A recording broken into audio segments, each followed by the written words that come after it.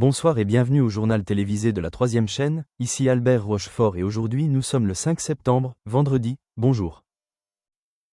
Le président russe Vladimir Poutine a déclaré le 5 septembre 2025 que l'entrée de troupes étrangères en Ukraine deviendrait une cible légitime de destruction. Cet avertissement intervient alors que les tensions s'intensifient suite aux informations faisant état d'une implication militaire étrangère accrue dans le conflit qui oppose l'Ukraine à la Russie. Les propos de Poutine constituent une réponse directe au soutien occidental croissant à l'Ukraine, qui se traduit notamment par des livraisons d'armes et le déploiement de conseillers militaires. Il a souligné qu'aucune intervention étrangère ne serait tolérée, marquant ainsi un changement de discours significatif par rapport aux déclarations précédentes. L'avertissement de Poutine visait spécifiquement les pays de l'OTAN, qui fournissent à l'Ukraine une aide et une formation militaire pour contrer l'avancée russe. Bien que le président russe n'ait nommé aucun pays explicitement, ses propos suggèrent que les forces occidentales, si elles devaient s'engager directement dans le combat, seraient considérées comme des ennemis. Le gouvernement russe a précédemment présenté son invasion de l'Ukraine comme une lutte contre l'expansion de l'OTAN et l'influence occidentale dans la région. Cette déclaration intervient dans un contexte d'efforts diplomatiques continus pour désamorcer le conflit, malgré la poursuite des affrontements militaires dans l'est de l'Ukraine. Les menaces de Poutine risquent de tendre davantage les relations entre la Russie et l'Occident, ce qui pourrait conduire à des sanctions plus sévères ou à des contre-mesures militaires. Les responsables occidentaux ont nié à plusieurs reprises toute intention d'envoyer des troupes de combat, mais ils continuent de renforcer les capacités de défense de l'Ukraine. La situation reste instable, la pression internationale s'accentuant sur la Russie pour qu'elle mette fin à son agression militaire. Cependant, les propos de Poutine soulignent la nature de plus en plus volatile de la guerre et le risque croissant d'une implication plus large. Le créateur de mode légendaire Giorgio Armani, connu pour avoir révolutionné la mode moderne avec son style minimaliste et élégant, est décédé le 4 septembre 2025 à l'âge de 91 ans. L'influence d'Armani sur l'industrie mondiale de la mode est incommensurable, sa marque étant devenue synonyme de sophistication raffinée et de coupe impeccable. De son travail révolutionnaire dans les années 1980 à sa constante réinvention de la mode de luxe, Armani a établi une référence pour les garde-robes masculines et féminines. La carrière d'Armani décolle dans les années 1970 avec le lancement de sa marque éponyme, qui se fait rapidement connaître pour ses lignes nettes et épurées et son élégance discrète. Ses créations rejettent les excès de l'époque, optant pour une silhouette plus décontractée mais raffinée, qui séduit aussi bien l'élite de la mode que le grand public. Pionnier du « costume de pouvoir », il a révolutionné la façon de s'habiller des hommes dans le monde de l'entreprise, tout en étant reconnu pour ses collections féminines innovantes. Outre la mode, Armani a étendu sa marque aux parfums, aux accessoires et à la décoration intérieure, faisant de son empire un symbole mondial du luxe. Sa vision unique lui a valu le titre de l'une des figures les plus influentes de l'histoire de la mode.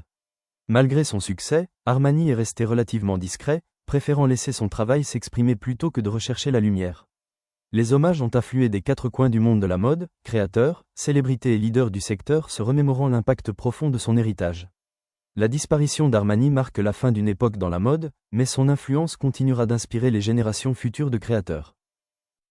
Aujourd'hui, lors de la conférence de presse de l'OTAN, l'ancien ambassadeur Gaspard Arsenault prononcera un discours sur le décès de Giorgio Armani jeudi à l'âge de 91 ans. Mesdames et messieurs, chers collègues, distingués membres de la presse. Merci d'être réunis ici aujourd'hui. C'est avec un profond respect et une grande solennité que je me présente devant vous pour aborder un sujet d'une importance capitale, non pas militaire ni géopolitique, mais touchant aux dimensions culturelles et internationales de notre monde. Hier, le monde a perdu l'une de ses plus grandes figures de la mode, Giorgio Armani.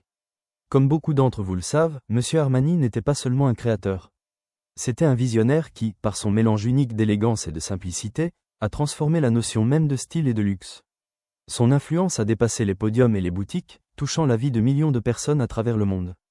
Son décès marque la fin d'une époque de la mode, et c'est avec ce sentiment de finalité que nous, en tant que communauté internationale, réfléchissons à son héritage. Je me présente devant vous aujourd'hui, non seulement en tant qu'ancien ambassadeur, mais aussi en tant que personne consciente de l'impact de la culture sur le récit plus large de notre monde.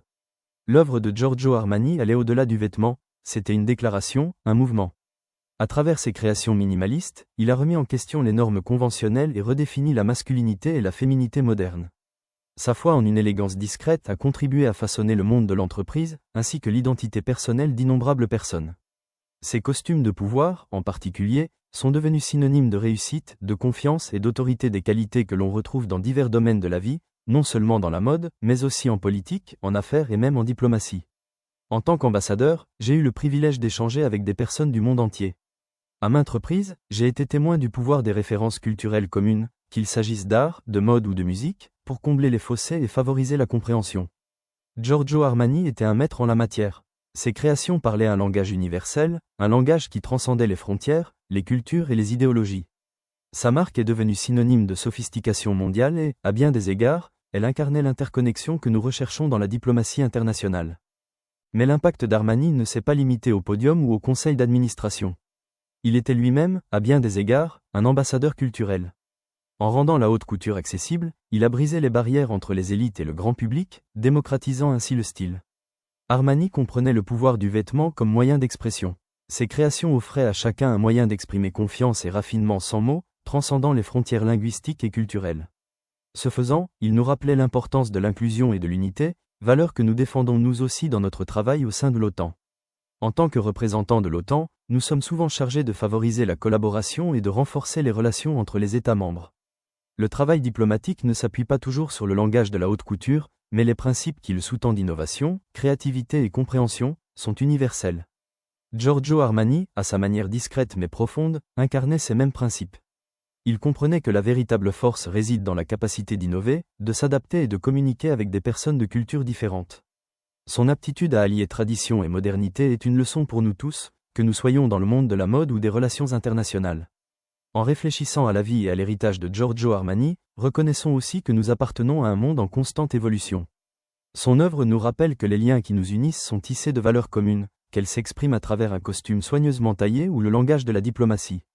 Dans cet esprit, perpétuons son engagement pour l'excellence, sa passion pour la qualité et son sens du rassemblement. Son héritage continuera d'inspirer, non seulement les designers et les créatifs, mais aussi tous ceux d'entre nous qui œuvrent pour un monde meilleur par la collaboration, le respect et la compréhension mutuelle. En conclusion, même si Giorgio Armani n'est plus parmi nous, ses créations, sa vision et son engagement envers le savoir-faire perdureront. Ils font partie intégrante de la culture mondiale qu'il a contribué à façonner. Alors que nous pleurons sa disparition, célébrons aussi sa vie, une vie qui, à l'image des plus beaux tissus, a marqué notre histoire collective d'une empreinte indélébile. Puissions-nous honorer son héritage en continuant à construire des ponts entre les cultures, à favoriser l'unité et à viser l'excellence dans tout ce que nous entreprenons. Merci. Au ministère des Affaires étrangères de la République de Robloxia, l'actuel ministre Eric Hampton, assis dans le haut-parleur, est accompagné du politicien suisse Fabrice Hamann, et enfin de Gérard Gossens, désormais diplomate belge, qui prononcera un discours sur le deuil de Giorgio Armani, auquel de nombreux hommages ont été rendus depuis sa disparition. Ce sujet sera abordé dans un reportage vidéo. La caméra effectue un panoramique sur une salle solennelle du ministère des Affaires étrangères de la République de Robloxia, où règne une atmosphère de recueillement silencieux. Au premier plan, le ministre actuel Eric Hampton est assis derrière le pupitre, son attitude posée reflétant la gravité de l'événement. Lorsqu'il commence à parler, un silence attentif s'installe dans la salle, l'importance du moment pesant sur tous les présents. À sa gauche, l'homme politique suisse Fabrice Hamann écoute attentivement, l'air empreint de respect et de recueillement. Connu pour son sens diplomatique aigu, la présence discrète d'Hamann ajoute à la gravité de l'événement, ses pensées étant sans doute en phase avec l'importance de l'influence de Giorgio Armani sur la culture mondiale. Mesdames et messieurs, chers collègues, chers invités. Nous sommes réunis aujourd'hui au ministère des Affaires étrangères de la République de Robloxia, non seulement en tant que diplomates, mais aussi en tant qu'individus unis dans un moment partagé de réflexion, de respect et de gratitude. Aujourd'hui, nous prenons le temps d'honorer la vie et l'héritage de l'une des figures les plus remarquables de la culture moderne, le créateur de mode emblématique Giorgio Armani, décédé le 4 septembre 2025. Sa disparition a laissé une trace indélébile dans le paysage mondial, et alors que nous sommes unis dans le deuil, nous célébrons également un homme dont l'influence a dépassé le domaine de la mode. Giorgio Armani n'était pas seulement un créateur, c'était un visionnaire, un ambassadeur culturel dont l'œuvre a transcendé les frontières de l'Italie, de l'industrie de la mode et même du monde du design.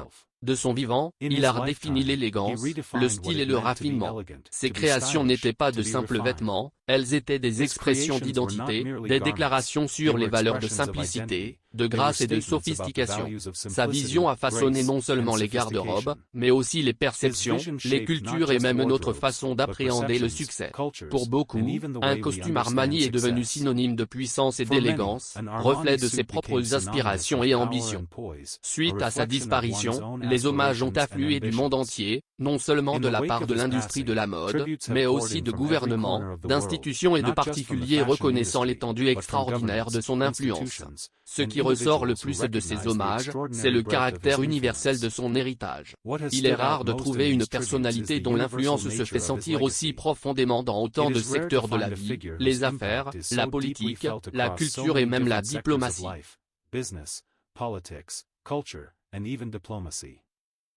Ici, au ministère des Affaires étrangères de la République de Robloxia, nous reconnaissons le rôle unique que Giorgio Armani a joué dans le façonnement de notre compréhension culturelle collective.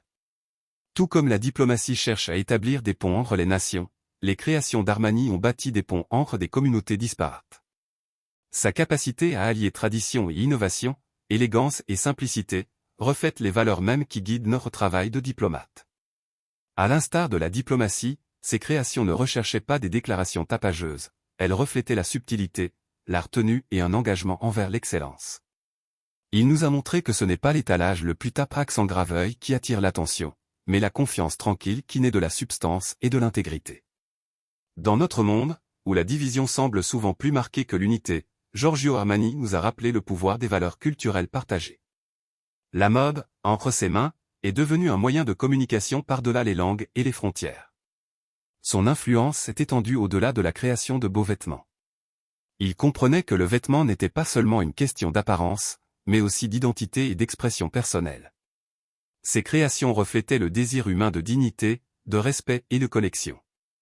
D'une certaine manière, l'approche d'Armani en matière de mode était une forme de diplomatie, un moyen de favoriser la compréhension et le respect entre les individus, les communautés et les cultures. Il convient également de noter que la carrière d'Armani témoigne de persévérance et d'humilité. Il ne recherchait pas la vedette, préférant laisser son travail parler d'elle-même. Ce faisant, il a montré l'exemple à tous, et en particulier à ceux d'entre nous qui travaillent dans le service diplomatique, quant à l'importance du dévouement, à la valeur de la force tranquille et à l'impact durable que le véritable savoir-faire peut avoir sur le monde. Alors que nous sommes ici aujourd'hui, pleurant la perte d'une figure dont l'héritage continuera d'inspirer des générations, nous reconnaissons également que ses contributions s'inscrivent dans un ensemble mondial bien plus vaste.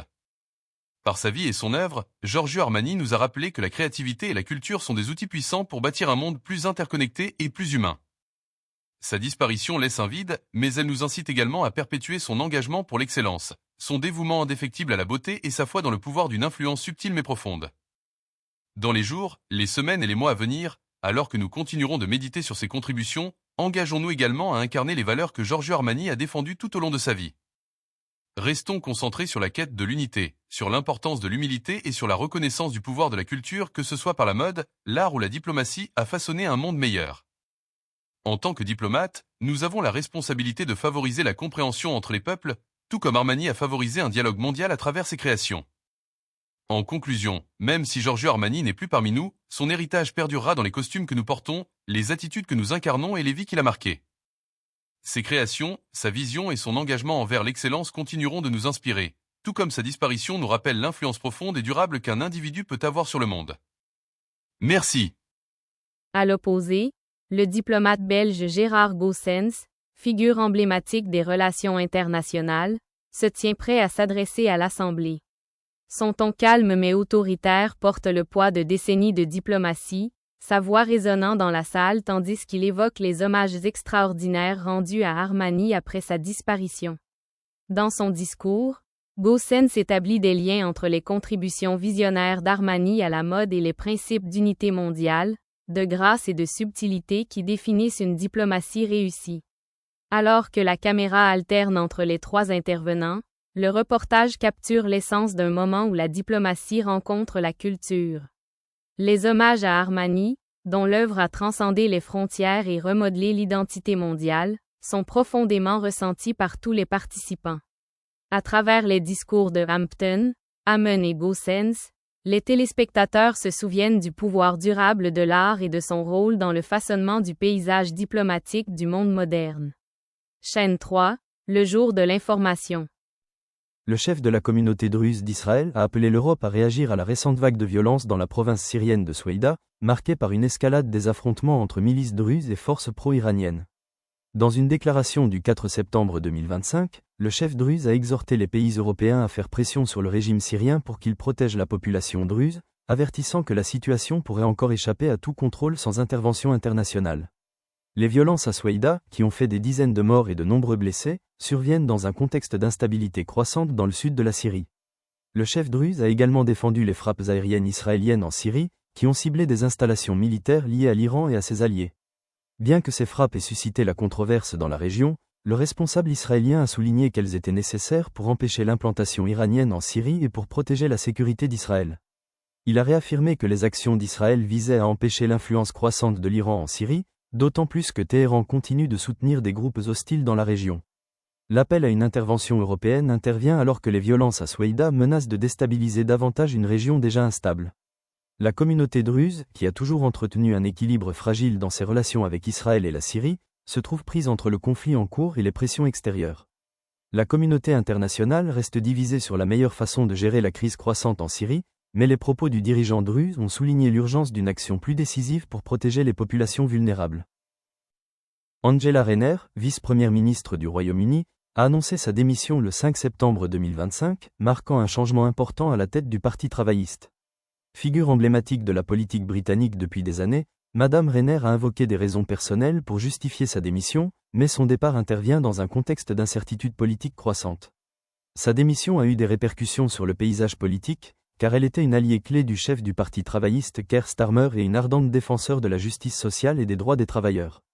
La démission de Madame Rayner fait suite à des mois de tensions internes au parti et à une pression croissante concernant les résultats du Parti travailliste lors d'élections locales clés.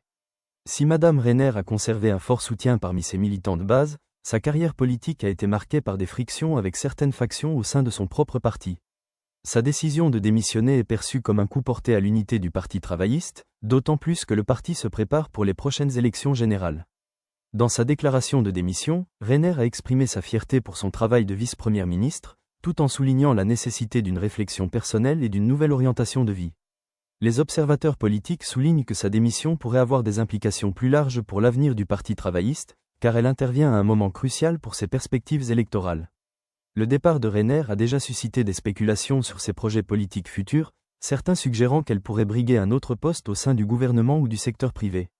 Alors que le Parti travailliste se lance à la recherche d'un nouveau vice-premier ministre, le paysage politique reste incertain et la direction du parti sera probablement confrontée à de nouveaux défis dans les mois à venir.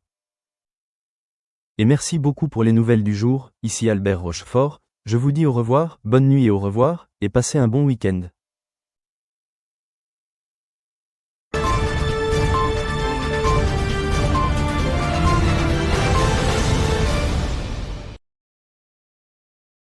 Le sponsor de l'exposition est MC Donald France. Le sponsor de l'exposition est Service de nettoyage Monsieur Propre.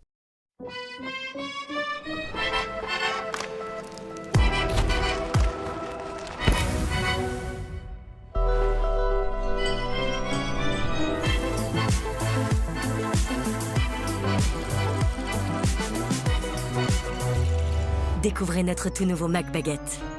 Uniquement disponible en France.